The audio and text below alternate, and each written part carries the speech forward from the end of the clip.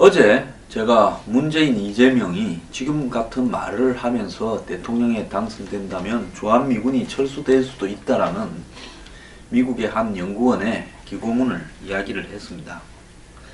자, 문재인 대표는요, 실향민의 자식입니다. 문재인 대표의 부모는 6.25 때 한경남도 흥남항에서 미군 함정을 타고 월남을 했고, 그렇게 한 피난민들을 대부분 이 거제도에서 많이 내렸죠. 그래서 부모가 배 타고 거제도에 내려서 거제도에서 처음 피난살이를 했고요. 자, 근데 문 전 대표가 엊그제 남대문의 세브란스 빌딩을 찾았는데, 이곳을 찾은 이유는 현봉학 박사라고요, 미군 통역 장교로 6.25를 참전해서 그때 미군 장군들을 설득을 해서 10만에 가까운 민간인 피난민을 미군 함정으로 피난시키는데 큰 역할을 했던 인물입니다. 우리 영화 국제시장에 보면 거기에 김무성 전 대표의 아들이 한 미군 고위 장교에게 이야기하는, 배 위에서 이야기하는 장면이 나오죠. 그 사람이 현봉학 박사인데요. 주최 측은 문 전 대표를 초청하지 않았는데, 리포터 주한미 대사와 피난민 후손을 비롯한 관계자 한 40~50명만이 참석한 소규모 행사인데, 문 전 대표가 참석하고 싶다고 해서 왔다는 겁니다. 이 자리에서 문 전 대표는 현 박사님의 활약이 없었더라면 북한 공산 치하를 탈출하고 싶어 했던 10만 명은 대한민국으로 내려올 수도 없었을 거다. 그리고 자기도 태어나지 못했을 거다. 이렇게 말을 했습니다. 문 전 대표가 실향민 부모 이야기한 것은 2012년 대선 유세에서도 가족사를 말했는데요. 노무현 전 대통령의 서해 NLL 포기 발언으로 노무현 전 대통령은 확실하게 NLL을 지켰다라고 말을 했지만 그 이후에 더 코너에 좀 몰렸죠. 그때 문 전 대표가 유세에서 했던 말이, 나는 북한의 공산주의가 싫어서 피난을 내려온 실향민의 아들이다. 군 복무도 떳떳하게 마쳤다. 그러면서 누가 안보를 제대로 할 수 있겠느냐, 이렇게 말을 했습니다. 자, 문 후보 투가면 특전사 갔다 온 거 이야기를 하는데요. 문 후보 군대 갈 때 그냥 간 게 아니라 대모하고 막 이러다가 사실 강제 징집 당하다시피 군대 간 거 아닙니까? 자, 그런 상황에서 군대를 간 것은요, 문 후보 나이 때 당연한 의무였습니다. 저도 탄약사령부에서 30개월을 하고 좀 더 했습니다. 병력 혜택 다 못 받고 꽉 채워서 31개월가량 하고 나왔습니다. 그래서 당연한 의무를 한 것을 가지고 마치 본인이 무슨 대단한 일을 한 것처럼 이야기하지 말기를 바랍니다.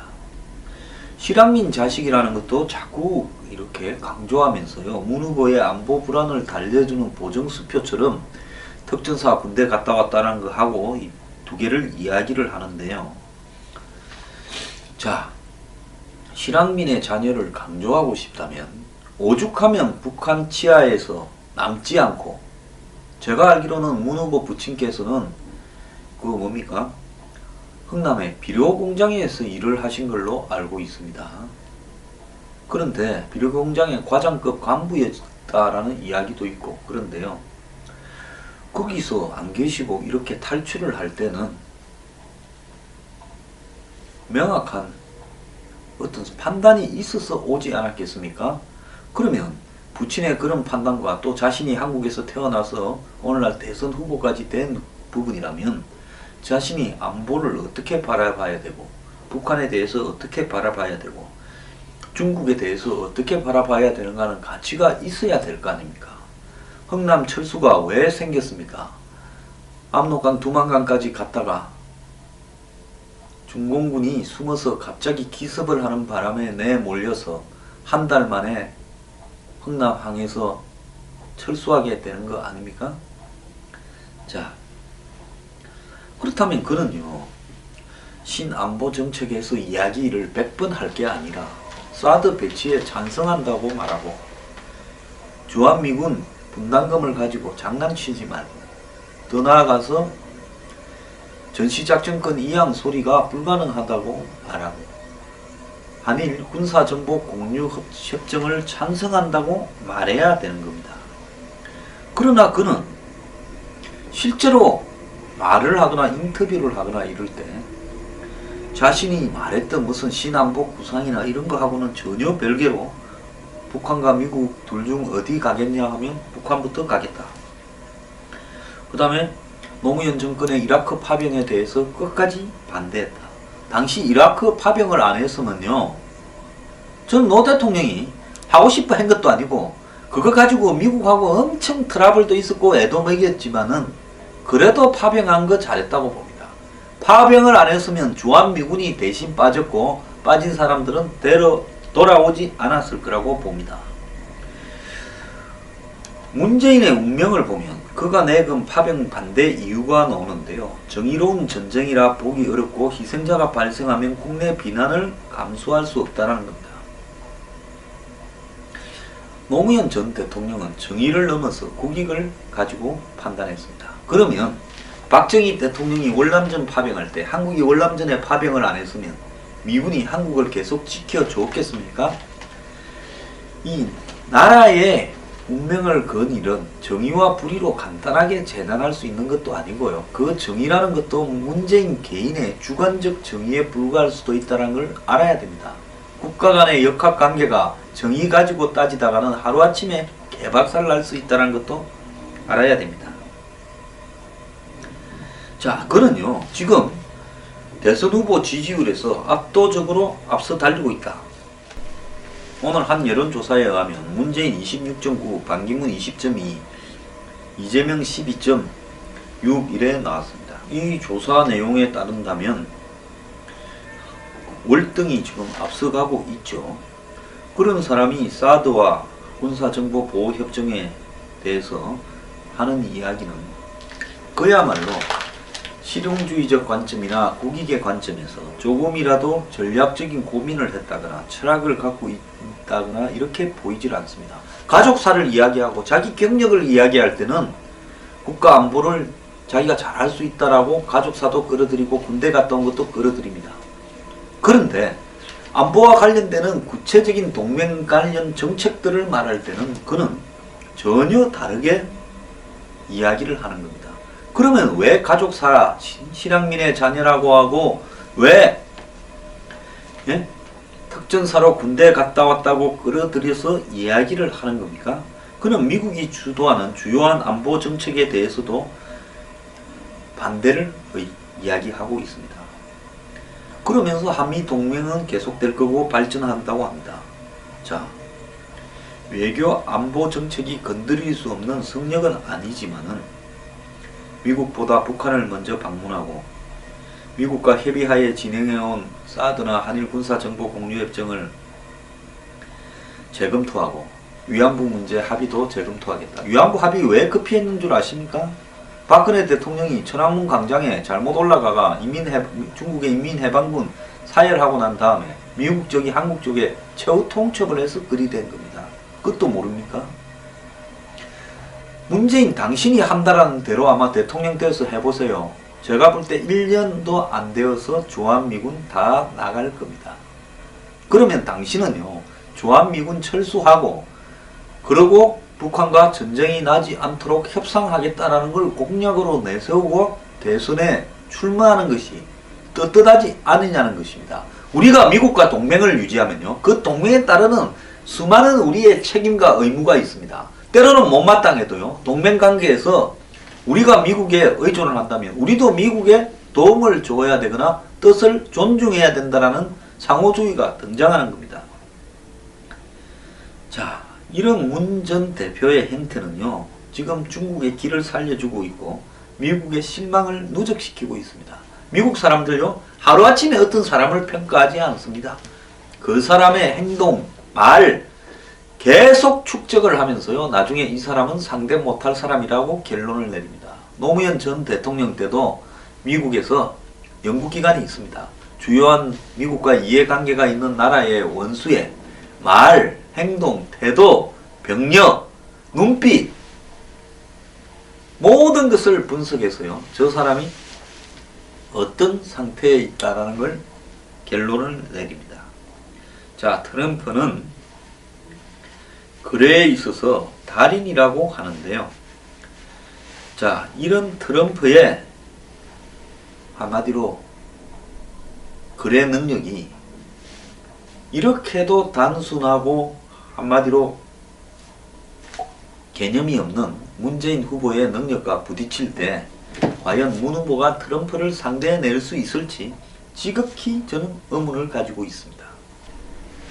민주당은 현재 37.1% 지지, 새누리당은 14.4%, 신당은 9.2%라는 또 조사도 나왔는데요. 자, 여기에서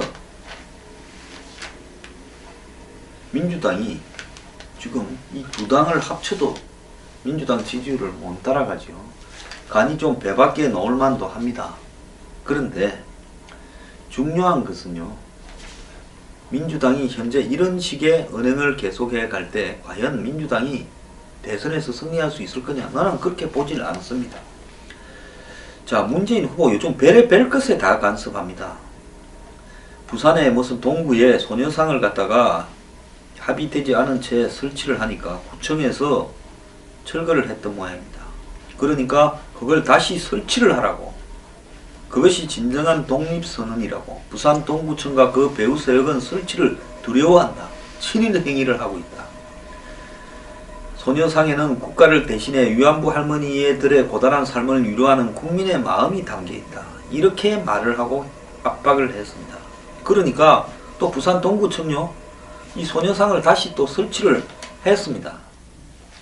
좀 기가 찬다고 보는데요.